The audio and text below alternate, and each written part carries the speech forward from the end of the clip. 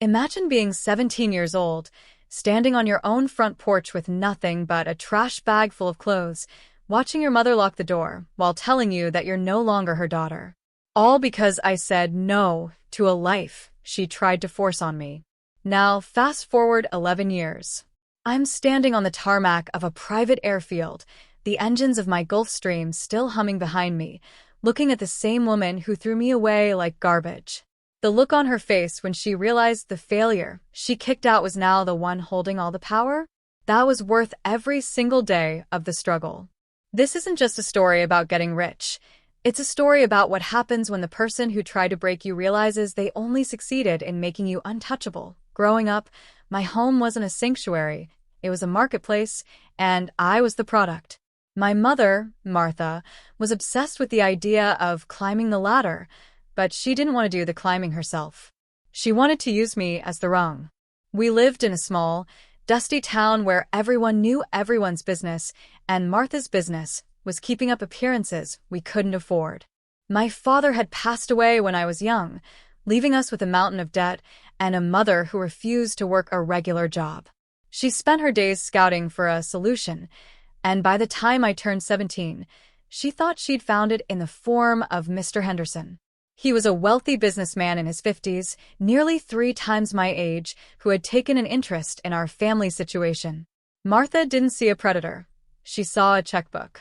The night it all shattered started like any other Tuesday, but the air in the kitchen felt heavy, thick with a secret Martha was dying to tell.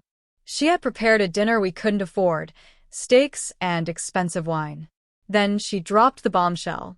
Mr. Henderson had offered to pay off our mortgage and fund my future if I agreed to marry him the moment I graduated. I remember the ice that spread through my veins. I looked at her, hoping to see a joke, but her eyes were cold and greedy. I told her no. I told her I wanted to go to college, to build my own life. She didn't argue. She didn't plead. She simply stood up, grabbed a black trash bag from under the sink, and threw it at my feet. "If you won't help this family, you aren't part of it," she said. That night, at 11 p.m., I was on the sidewalk, the sound of the deadbolt clicking shut echoing in my head like a gunshot. The first few months were a blur of terror and cold. I slept in a local park for 3 nights before a kind librarian noticed me and helped me find a youth shelter 2 towns over. I had no phone, no money, and no safety net. But I had a fire in my gut that wouldn't go out. I worked 3 jobs, cleaning offices at 4 a.m., waitressing during the day, and stocking shelves at night. I lived on instant noodles and tap water, saving every cent. Every time my feet ached or I felt like giving up, I pictured Martha's face as she locked that door. I realized then that she didn't just kick me out. She set me free from a cage I didn't even know I was in. I decided right then that I wouldn't just survive. I would become so successful that my name would be the one she heard in her nightmares. While working at the office building, I started watching the people who worked there. I noticed how they talked about software, data, and the future of tech. I bought a secondhand laptop with 6 months of savings and started teaching myself to code in the basement of the public library. I was exhausted, but my brain was on fire. I realized I had a natural talent for logic and systems. While other girls my age were at prom or starting college, I was building an app that simplified logistics for small businesses. It wasn't fancy, and it didn't make me a millionaire overnight, but it was mine. I called it the Compass.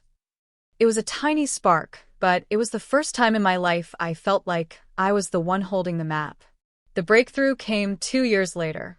A small venture capital firm saw my app and offered me $50,000 for a minority stake. To most people, that's a nice car. To me, it was an empire. I moved to the city, rented a tiny studio apartment that didn't smell like mold, and hired my first employee. I worked 18-hour days for 5 years straight. I missed birthdays I didn't date, and I forgot what a vacation felt like. But the Compass grew into a global logistics platform. By 25, I was a millionaire. By 28, I was a billionaire. I had everything I ever wanted: a penthouse, a car that cost more than Martha's house, and a reputation as one of the sharpest CEOs in the industry. But there was still a hollow spot in my chest that only a trip back to my hometown could fill. I hadn't spoken to Martha or my younger sister, Sarah, in over a decade. I'd heard through the grapevine that things hadn't gone well for them. Mr. Henderson had moved on to another investment shortly after I left, and Martha had spent the years cycling through bad relationships and mounting debt. Sarah had dropped out of school to work at a local diner, trapped in the same cycle Martha had tried to put me in. I felt a pang of guilt for Sarah, but for Martha, I felt nothing but a cold, clinical curiosity. I decided it was time to go back. Not to save them, and not to gloat, but to finally close the door that had been left hanging open in my mind for 11 years. I didn't take a car. I wanted the full impact. I chartered a private jet to the small regional airport 20 miles from my hometown. As I stepped off the plane, the humid summer air hit me, smelling of pine and stagnant water. A black SUV was waiting on the tarmac to drive me the rest of the way. As we pulled into the neighborhood, I realized how much smaller everything looked. The houses were peeling, the lawns were brown, and the air of desperation was even thicker than I remembered. We stopped in front of the house with the porch, where I'd stood with my trash bag. It looked like it was held together by nothing but habit and rust. I stepped out of the SUV, wearing a suit that cost more than the entire street, and walked toward the door. I didn't knock. I just stood there for a moment, looking at the door handle. Then I pressed the bell. A woman answered, but I barely recognized her. She was thin, her skin sallow, her hair a messy gray. She looked 70, though I knew she was barely 55. She looked at me with confusion, her eyes scanning my expensive clothes and the idling SUV behind me. "Can I help you?" she asked, her voice raspy. I didn't say anything for a long moment. I just let her look. Finally, I spoke. "Hello, Martha. It's been a while." She froze. Her eyes went wide, and she actually stumbled back a step, clutching the doorframe. "Emily," she whispered, her voice trembling. "Is that really you?" She started to cry. Huge, theatrical sobs that I knew were half shock and half performance. She tried to pull me into the house, but I stayed on the porch. The smell of stale cigarettes and cheap air freshener wafted out, and I felt a wave of nausea. "Oh, Emily, look at you. We thought you were dead. We searched for you." I knew it was a lie. I'd been in the news for years. My face had been on the cover of Forbes. Within 10 minutes, Martha was already doing what she did best, calculating. She started telling me about the misunderstandings of the past, how she'd only kicked me out to make me strong, and how she knew all along I'd be a success. Then came the pivot. She talked about the medical bills, the roof that was leaking, the creditors who were calling every day. She looked at the SUV and then back at me, her eyes shining with a greed that hadn't changed in 11 years. "You're our angel, Emily. You've come to save us, haven't you? We're family after all. Family looks out for each other." I looked at her, and for the first time, I didn't feel any anger. I just felt a deep, overwhelming pity. I reached into my bag and pulled out an envelope. Martha's hands were shaking as she reached for it, her face lighting up like a kid on Christmas. She probably thought there was a check for $1 million inside. She ripped it open, but her face fell instantly. Inside were copies of the mortgage papers for the house. "I bought the debt from the bank 3 months ago," I said. Martha looked confused. "So, we don't owe the bank anymore? You paid it off?" I shook my head. "No. I bought the house. I'm now your landlord. And this," I said, handing her a second paper, "is an eviction notice. You have 30 days to vacate the property." The scream that came out of her was something I'll never forget. It was pure, unadulterated rage. She called me a monster, a traitor, a heartless snake. She tried to lunge at me, but the security guard from the SUV stepped forward, and she backed off, cursing. I looked past her to Sarah. "Sarah, there's a car waiting for you at the end of the block. There's a plane ticket to the city and a job waiting for you at my company. You have 1 hour to pack a bag.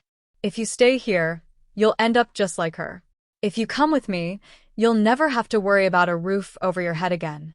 Sarah looked at our mother, then at me. Without a word, she walked into the house, grabbed a backpack, and walked out. I turned back to Martha, who was now sitting on the porch steps, wailing about how she was an old woman with nowhere to go. I leaned down, so I was eye level with her. 11 years ago, you told me that if I wouldn't help the family, I wasn't part of it. You were right. I'm not part of this family. I'm the woman who survived you. You wanted me to marry a man for his money, so you could live in luxury. Well, I made my own money, and I'm using it to make sure you finally understand what it feels like to be on the other side of that locked door. I stood up, straightened my suit, and walked back to the SUV. As we drove away, I looked out the back window. Martha was still standing on the porch, a small, bitter figure shrinking in the distance. Sarah was sitting next to me, her hand trembling as she gripped her backpack. I reached over and took her hand. "It's going to be okay," I said. "The hard part is over." We boarded the jet, and as we climbed into the sky, I watched my hometown disappear beneath the clouds. I realized then that revenge isn't about hurting people. It's about outgrowing them so completely that their power over you vanishes. I wasn't that 17-year-old girl with a trash bag anymore. I was a woman who had built her own world, and for the first time in my life, I was finally going home.